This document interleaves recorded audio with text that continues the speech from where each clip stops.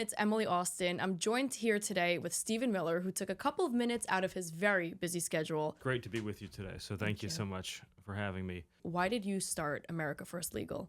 So I launched America First Legal in the spring of 2021, and I started thinking about it and really putting all my energy into launching it right after I left the White House in January of 21. And I realized that what was missing from the conservative legal movement and really just from the country overall was a legal organization dedicated to fighting for all the things that normal people believe in. Because you have all of these really radicalized far-left legal organizations that we're familiar with, the most famous of which is the ACLU, and they're always fighting on the side of open borders or on the side of communists or Marxists or Hamas radicals, whatever it may be. And normal people don't have a voice. Regular people who believe in borders, in security, in a government that is responsible, ethical, transparent, who believe in police and who believe in law enforcement and who believe in the idea that corporations should serve the interests of their shareholders and not radical agendas like diversity, equity, and inclusion.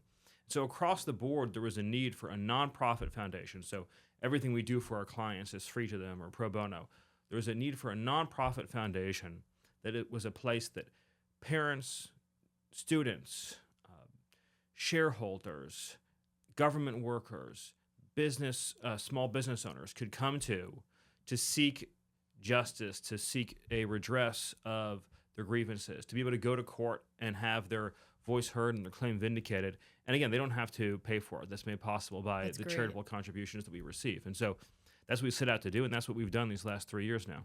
Do you feel like the next generation, Gen Z, we call it, play a huge factor in all of the reasons you listed as to why we need the AFL? Well, I mean, Gen Z has endured a really unfortunate environment that you wouldn't wish, I think, on most children, right? Gen Z has come of age in a time of dwindling economic opportunity. You know, a lot of people in Gen Z, I think, are very worried they're not going to have the same standard of living as their parents or their grandparents, right? For the first time in American history, people look at their parents and grandparents and they think, I don't think I can attain that standard of living. They're entering a corporate environment that is very soulless and very, it's all about constant HR correction and HR mandates, and if you step out of line even one little bit, you'll be completely ruined. Versus understanding that humans are humans, they make mistakes, and what matters is that they have good intentions. They experience an educational environment from when they were, frankly, in preschool through college, in which teachers are crazy, like they're actual like Marxists, right? Like the communist teachers, and you see that in our college campuses today. Yeah, I mean, children spent 18 years of their lives, from like I said, from preschool to college, having to be in a classroom or in a university environment with people who are legitimately insane. And so it is a difficult age to grow up in, to be part of Generation Z. Even in my generation, which we still had a lot of crazy things going on. I'm sort of, I think, at the tail end of the millennials, you would say. Yeah. Even in my generation, we had a somewhat normal childhood growing up.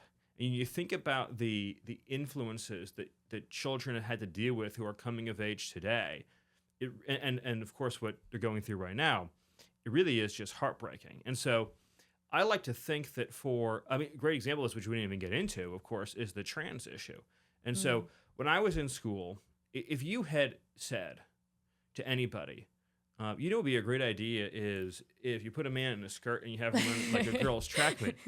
Like even like the liberals would have looked at you like you were like had something wrong in your head. Like they would think that you were crazy. I want to know in your mind how did we get to where we are now? Because nobody was pushing back on the crazy people for a long time. So I think the mistake that this is, I think, a curse of all civilizations, and I think one of the mistakes that people make in understanding how politics works and how society works, and it's true of the law too. People think that if you have a majority position or opinion, that will be the way that things are and that society will run. Like society will accommodate how most people feel. Mm-hmm. So you feel pretty secure and safe because you think, well, most people agree with me about all the issues that we discussed. Most people agree with me that, racism is bad, that we should have a race-neutral society. Most people agree with me that open borders is bad. We should have a completely secure border. Most people agree with me that there shouldn't be biological men running in girls' sporting events or in their locker rooms.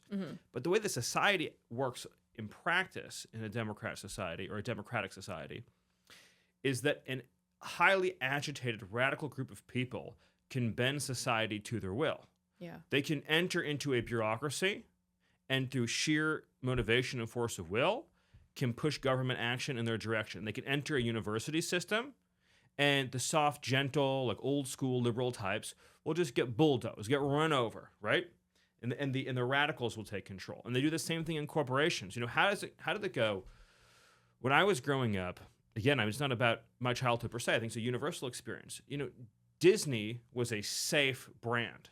Yeah. It was a safe brand. Like you could, maybe some of the stuff got, like a little bit PC as I started to get older, but like basically it was, like Beauty and the Beast and like Snow White and the Seven Dwarfs and Cinderella and, like the basic stuff, right? Yeah. Although actually Cinderella's like 100 years old, but we still watched it when I was a kid. And the point is that how did it become that now you have a major American corporation pushing really destructive, extreme agendas onto little children?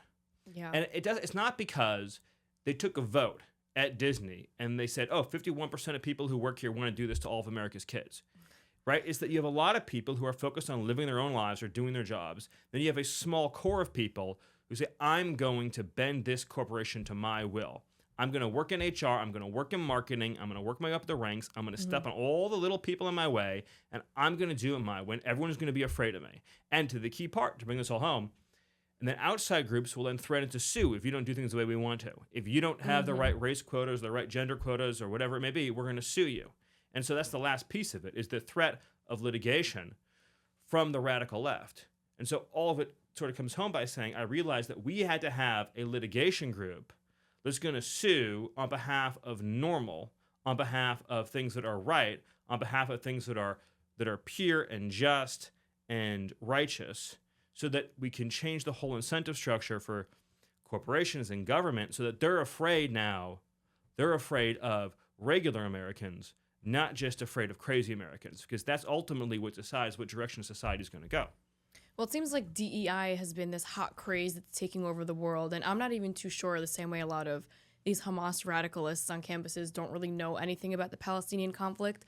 A lot of people don't even know what DEI is. So first, can you give us your sense of a valid explanation as to what is DEI and why it's so harmful? Because I know the AFL has done a bunch of work trying to counter all of the effects of DEI that's been poisoning our society.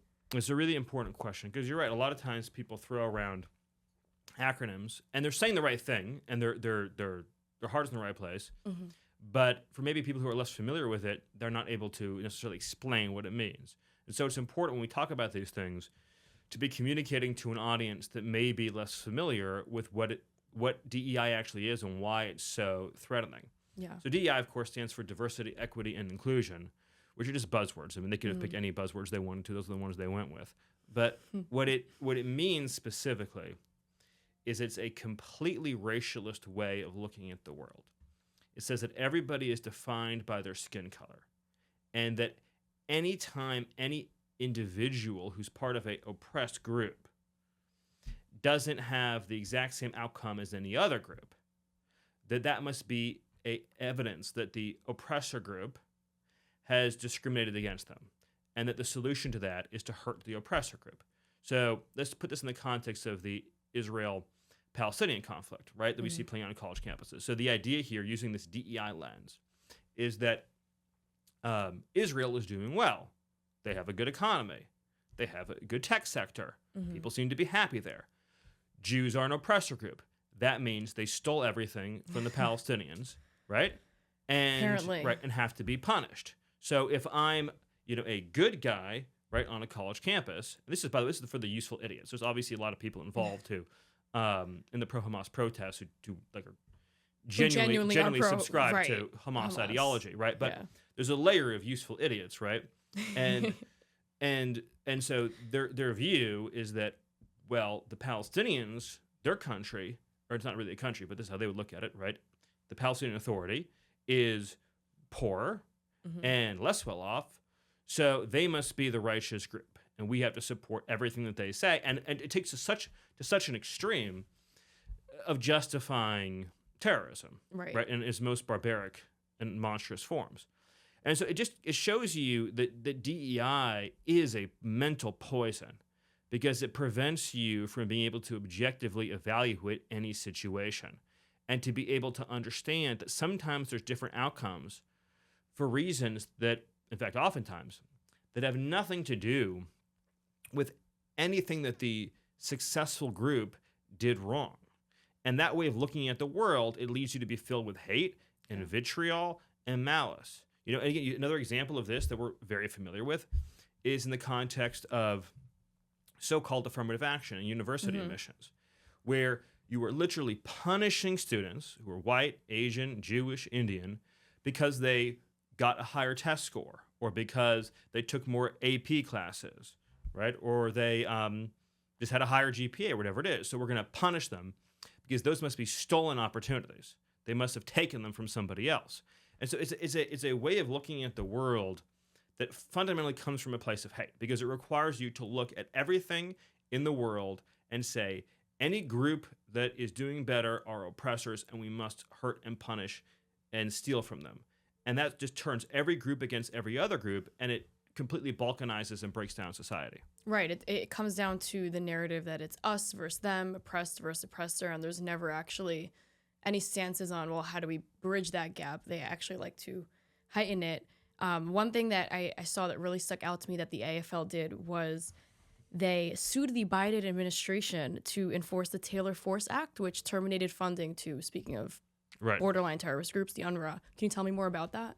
Yeah, so this is a very important lawsuit that we filed. The Biden administration violated a law known as the Taylor Force Act that prevents funding any group in the Palestinian Authority that would subsidize terrorism. So pretty straightforward. You can't subsidize terrorism. You have to confirm, you have to do a review to demonstrate and prove that none of these funds are going to be used to subsidize terrorism.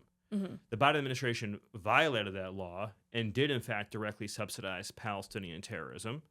And so we're suing them for that breach. And one of our plaintiffs is a congressman from Texas named Ronnie Jackson, who I had the privilege of serving with in the White House, where he was the chief of the medical unit and also an admiral in the Navy.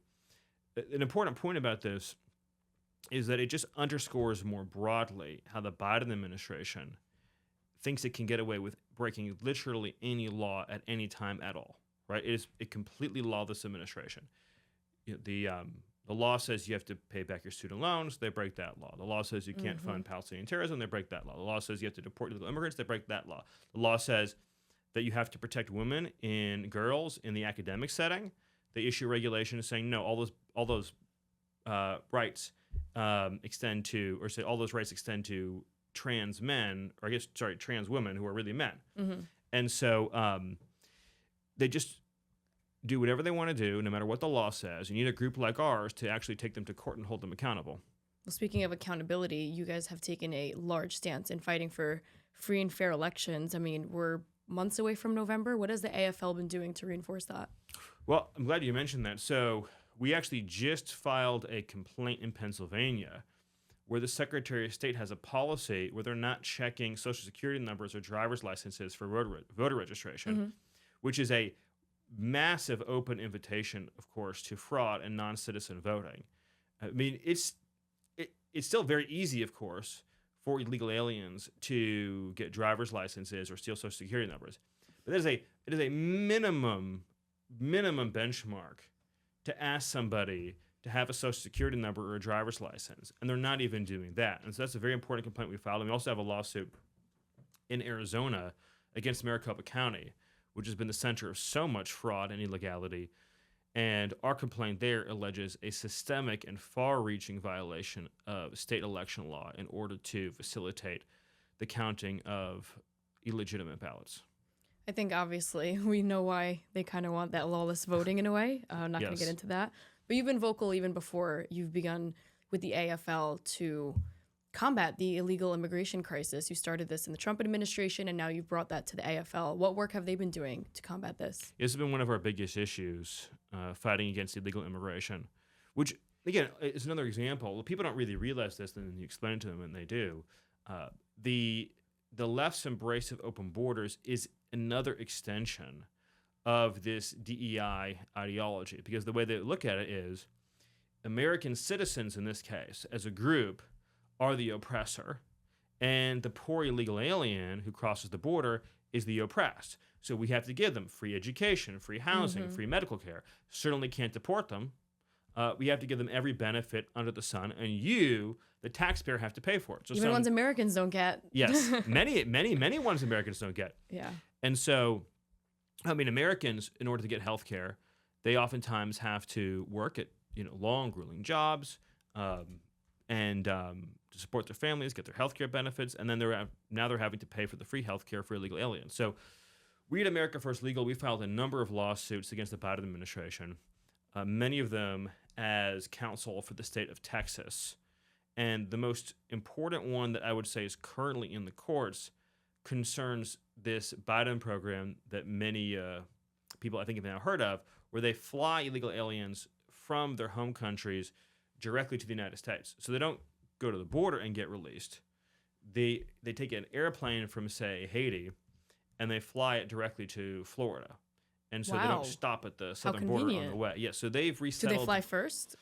I think it's probably coach, but it's still Unacceptable. Yes, still not inexpensive. But but who knows, honestly. But but they've flown over or almost 500,000 illegal immigrants this way into the country. It's on a program known as parole. Parole is a term which I think many people are familiar with in the criminal justice context. In the immigration setting, parole is supposed to be a benefit that you give in a very extreme humanitarian situation. So, for example, imagine if somebody showed up at the border and they would die if they didn't get some kind of emergency medical care. They could be granted parole. Or if, say, an Iranian scientist who was going to spill secrets on the nuclear program showed up at the border. So they've taken this extremely limited provision in the law, and they've granted it categorically to hundreds of thousands of illegal immigrants to just fly them directly into the country. So that's one of our bigger and more important lawsuits we have right now. I've been hearing chirping, I don't know how factual this is, but a scary thought that Biden is willing to, and I hope it's not through parole, allow the citizens of Gaza into the country. Do you think that this is something that's far-fetched or possible? This is all speculation. Oh, no. Unfortunately, the Biden administration doesn't even need to use the parole program to bring them in. They have a simpler way of doing it, which is through the State Department-run refugee program. So the way that refugee admissions work is typically the UN designates somebody as having refugee status, and then the State Department then resettles them, brings them to the United States, and then they're given a path to citizenship and more or less unlimited welfare. So when you come into the country as a refugee, it really is like winning the golden lottery ticket. I mean, you get everything. You get Medicaid, you get food stamps, you get public housing, and within 5 years from the date of your arrival, you can be a voting U.S. citizen. So this is a really alarming and concerning thing that the Biden administration is indeed planning to bring Gazans to the United States in very large numbers. I suspect that they would ramp up this program in earnest after the election. And so I think it is a very safe thing to say that if Biden's still in office, that he would bring vast numbers of Gazans to the United States. And I've said this before, the objective here being to turn the Midwest into the Middle East. And that's exactly what they want to do and what would happen. I mean, we see it all the time. You recently sued the Department of Education for obstructing evidence of the Biden administration protecting these foreign Hamas-loving extremists on campuses. Can you give us more details as to your lawsuit? Yeah, so the Department of Education is refusing to turn over records about these campus demonstrations and so we sued them, where we believe that large numbers of foreign nationals are participating and involved in these pro-Hamas demonstrations. And so again, this is the Biden administration, through its immigration policy, bringing and keeping people who hate America, who hate the West, who hate Jews, hate Christians, hate a lot of people, right, to the United States.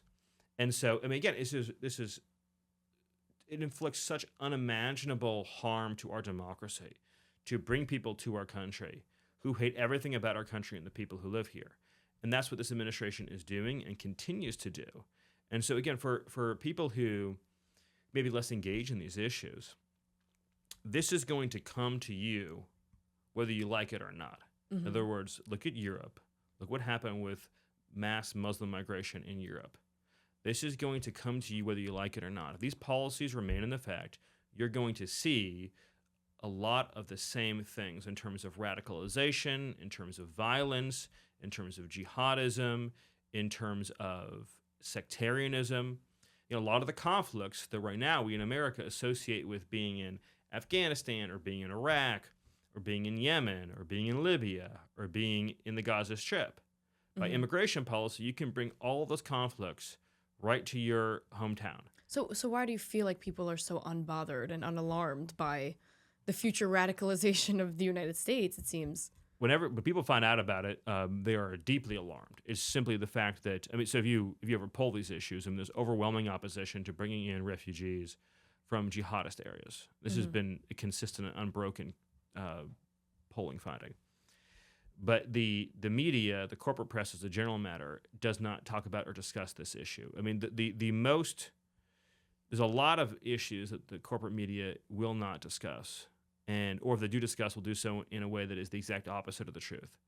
But of all those issues, the one in which they are most committed to hiding the truth is and always has been immigration.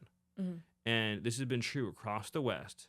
And again, we've seen this play out in London. We've seen it play out in Brussels. We've seen it play out across Italy.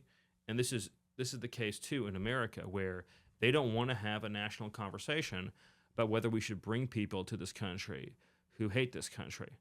And so, it's when you have massive numbers of unvetted migrants from dangerous parts of the world, no matter how hard you try to integrate or assimilate, when you bring in such vast numbers of people from places that have such fundamentally different attitudes, you're going to end up, again, with the same kinds of balkanization that we've seen in the United Kingdom.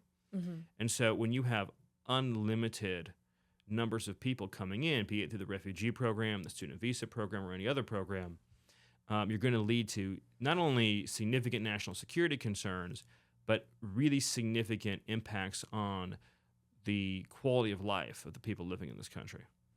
Now, would you bridge that into the broad title of DEI? So we'll unfortunately find out the hard way what happens if we don't crack down on radicalization. But in terms of DEI, if the AFL, let's say, didn't exist, which thank God they do, to do the work that they're doing to combat that, how can we predict the next 10, 20 years of American society will end up with DEI being so popular nowadays? So I think that at its most basic level, it's about being pro-civilization or anti-civilization.